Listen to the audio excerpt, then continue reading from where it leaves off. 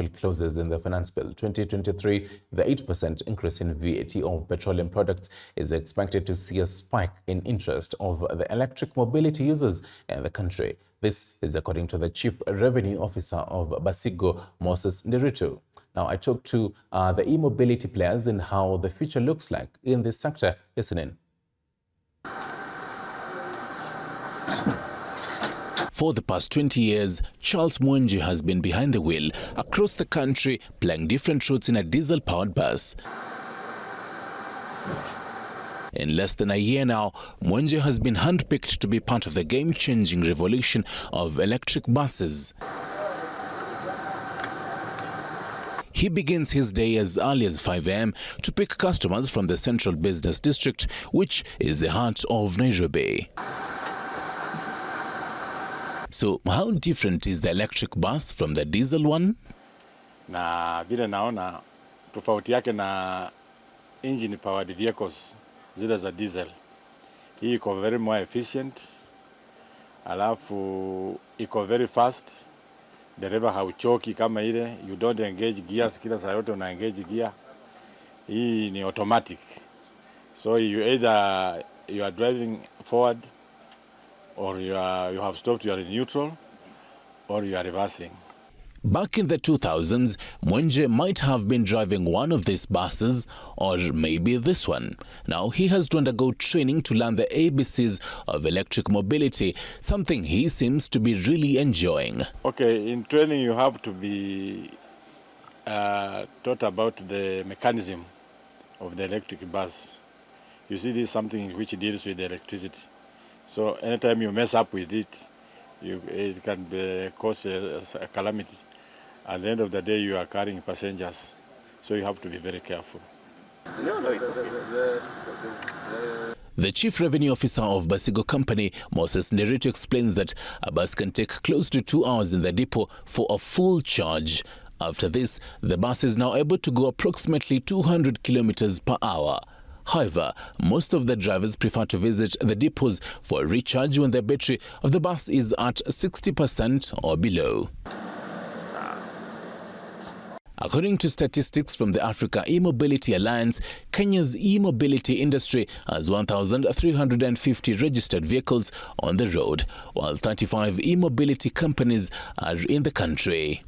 Following the approval of the new electricity tariff by the Energy, Petroleum and Regulatory Authority, EPRA, effective 1st of April this year, and which introduced a special tax regime for the e-mobility sector, Nderitu says they have taken the advantage of the partnership with Kenya Power to charge the buses after 11 p.m. when they return to the depots. A vehicle like the one behind you is doing on average around 310 kilometers a day, against a battery capacity of 250. So the way we are able to go higher than the battery capacity is by the midday charge.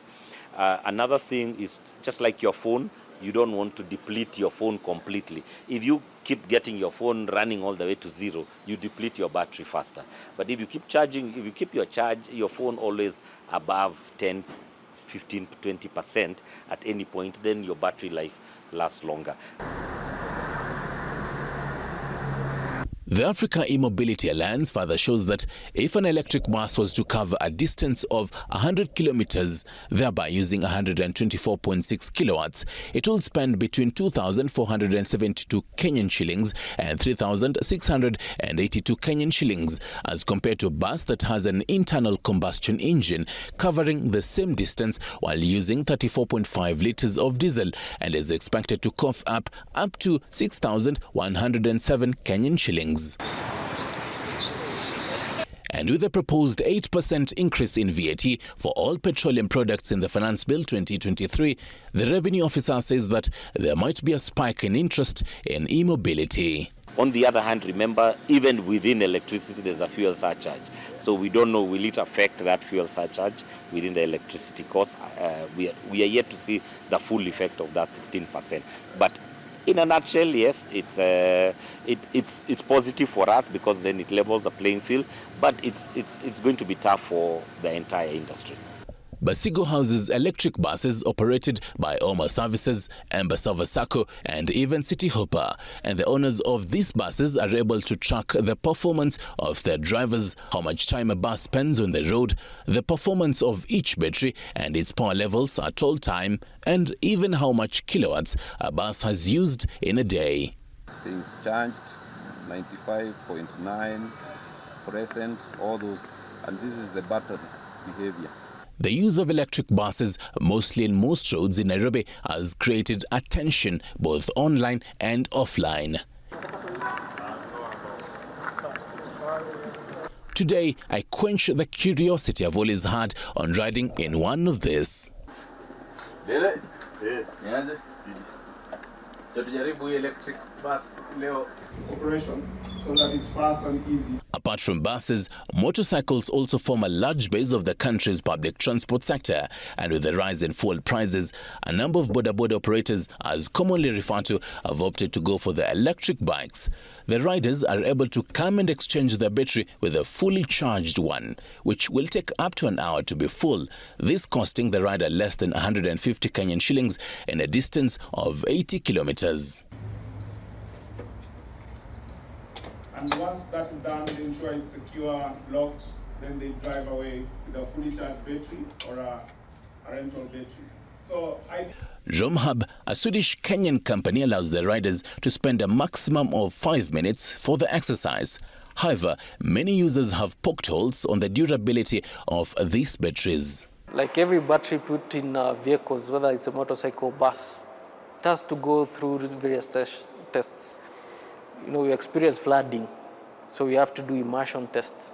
Our battery are IP68, so meaning they're dust-proof and waterproof at the same time. The other thing is vibration tests. So you simulate a rough road. Yeah, this has been done with labs abroad. For a startup company that has over the years boasted of converting Land Cruisers to electric ones, the country sales executive Dennis Okaba tells me that Romhub has since shifted from the conversion because it may take longer to scale the products. We decided to do new products, yeah, and also because we have had issues with conversions, especially when it comes to different models. Yeah, so for buses, we have very many brands, yeah, and very many sizes. So how do you fit in the same design on each? That means you have to design for each. Yeah, same to small vehicles. I think we have hundreds of brands. Our border industry is about to experience inclusive transformation through the introduction of more efficient, affordable, and clean motor vehicles. With this intervention, owning and operating a boda will become affordable, secure, and profitable. Nelson Mandela, a boda operator in Nairobi's Ngong Road, however, faults the idea by President William Ruto to introduce electric motorcycles by September this year. Mi hapo bado tu kwa electric nayo hapo mi siwezi support. Heri yangata lakini warudishe chini. Hiyo electric mi naona haileti. All eyes are now fixed on the head of state to see how he will roll out the program and if this will reduce the cost of living. Stanley Nyeringeta, TV 47.